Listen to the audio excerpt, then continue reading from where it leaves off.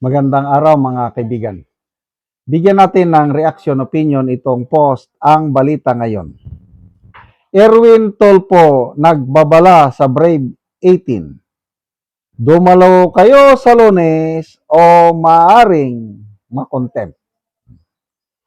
Nagbigay ng babala si Senator Erwin Tulfo sa grupong tinaguriang 18 ex-Marines kasama ang kanilang abogado na si Attorney Levi Baligod at dating Congressman Mike Defensor, kaugnay ng kanyang planong pagdinig sa Lunes, Hunyo 8. Ayon kay Tulfo, inaasahan niyang haharap ang mga ito sa tinatawag niyang opisyal na pagdinig ng Blue Ribbon Committee upang sagutin ang mga tanong at mapatunayan ang kanilang mga aligasyon na unang inilahad sa kontrobersyal na pagdinig noong Hunyo 4. Sa panayam, sinabi ni Tulfo, kailangan po nilang mag-attend dahil kung hindi, baka sila ay maisyuhan ng contempt.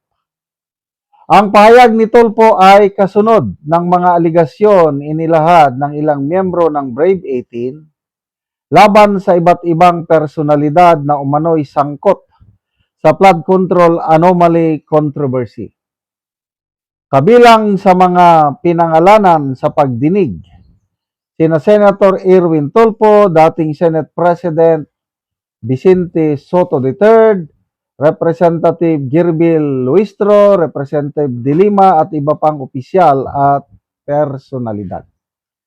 Ang panawagan ni Tulfo ay nagaganap sa gitna ng nagpapatuloy na tunggalian sa Senado hinggil sa liderato ng Blue Ribbon Committee at maging ng Senado mismo. Habang kinikilala ni Tulfo at ng bagong mayorya ang reorganisasyon ng Senado at ang kanyang pagiging chairman ng Blue Ribbon Committee, iginiit naman ni Senate President Alan Peter Cayetano na siya pa rin ang lehitimong Senate President at si Senadora Pia Cayetano ang lehitimong chairperson ng Blue Ribbon Committee. Dahil dito, nananatiling magkaiba ang panindigan ng dalawang kampo kung alin sa mga pagdinig na may ganap na otoridad. Sa ngayon, wala pang pahayag mula kina Attorney Levi Baligod, Mike Defensor o sa miyembro ng Brave 18 kung dadalo sila sa pagdinig ng tinutukoy na Tulfo Hunyo 8. Okay. So, nung una, ayaw nilang tawagin. Kahit nga nung Miyerkules, nung na-designate na siya kuno kasi hindi natin sigurado kung legal ba sila o hindi.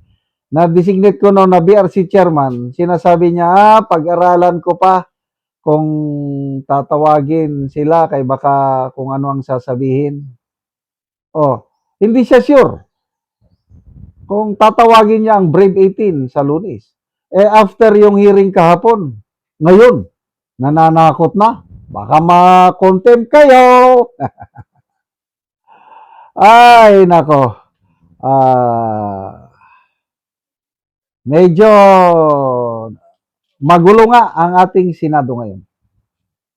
Sino ba ang tunay? Ang Senate President ay si SP Cayetano sa tingin ko . Kasi ang tawag nila kay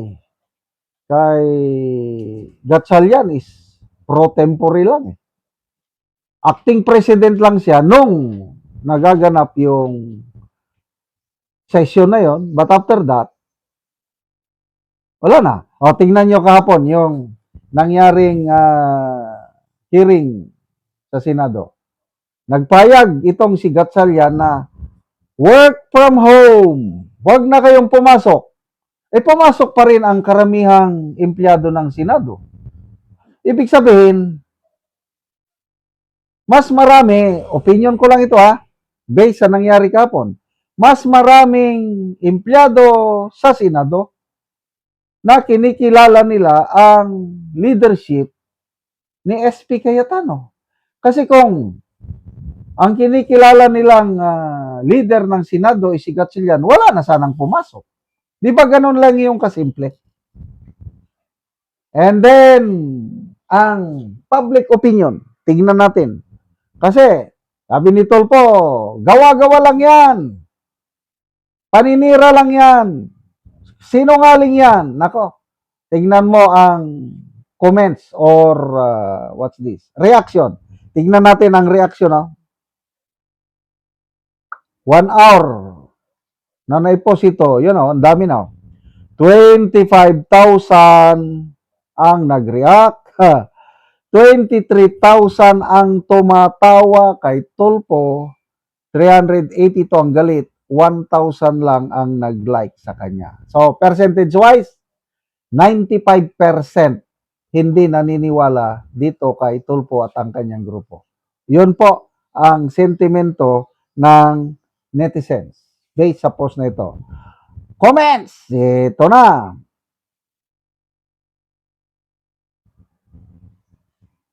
Pling Pong, a Greek philosopher once said, sometimes we had to bend the legs. Bakit legs? Dahil sa revelasyon ng mga Marines, ex-Marines, na may diniliver din daw sila ng mga bebot o chicks dito kay Mr. Bend the Legs. Grabe. John Balillo, baka lalo kang madiin pag yan ay umaten. Victor De Rotas, tinatakot ang mga dating sundalo na sanay sa gutom at pagod. Nagbibiro ka ba? O nagpapatawa? Ang contempt ay parang nag-under the table ka lang, kumain yan o nag-reverse meal. Yes, sanay sa hirap. Ito, Marines eh. Alam niyo ang pinaka-matapang, pinaka-the best. Sabihin ko na lang, ako, army ako eh. Pinaka-the best ang Marines. Kaya hindi nyo takot-takutin naman yan. But, depende. Hintayin natin ang response ni Attorney Baligod and ex-Congressman Mike Defensor. Kung mag-attend sila o hindi. But, worst come to worst. Ito, sa nakita ko, yung statement nila kapon, sabi niya ng isa, dadalhin namin sa libingan ang laban na ito, walang atrasan, sabi nila. Ang Marines, hindi umaatras yan sa yung tunay na labanan na.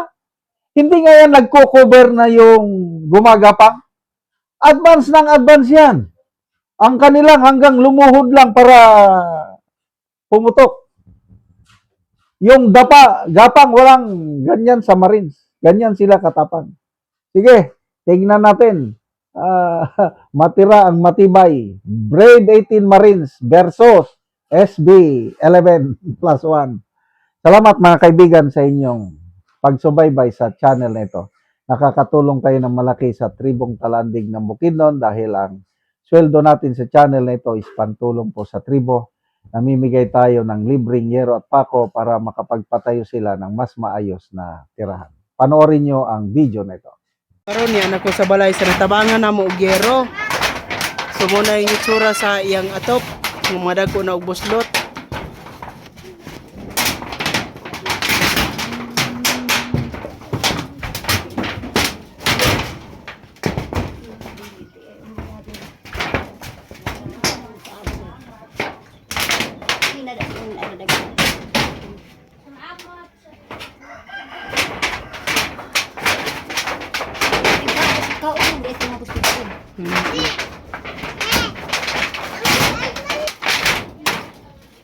Pangbutangan ng gani sa sudlo.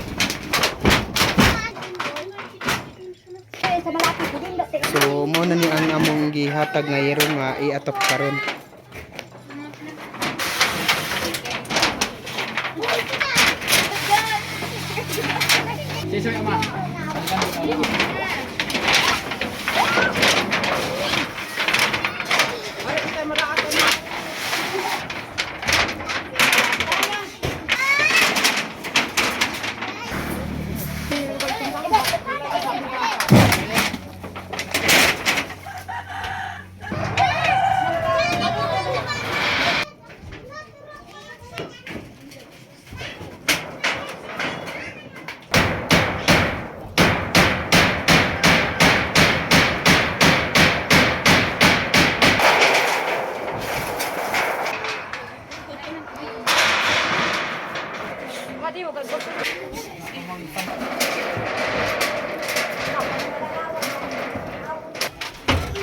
O karon managid sa pag-atop ang ginatabang nga yero, so makita nato nga nag-atop na gid sila sa ilang balay.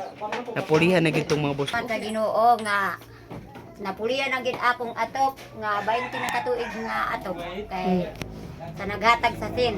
So 20 na ka tuig tong 20 imong na atop. katuig akong atop nga karumpag idan ilis di kay naay naghatag sa amo ang kuan hero. Wala pa sa nagtabang sa amo nga dili pag yun ni magkaatop kay ang among kintaan kulang pa sa among pagkaon. So salamat kay ante. Salamat kaayo gyud.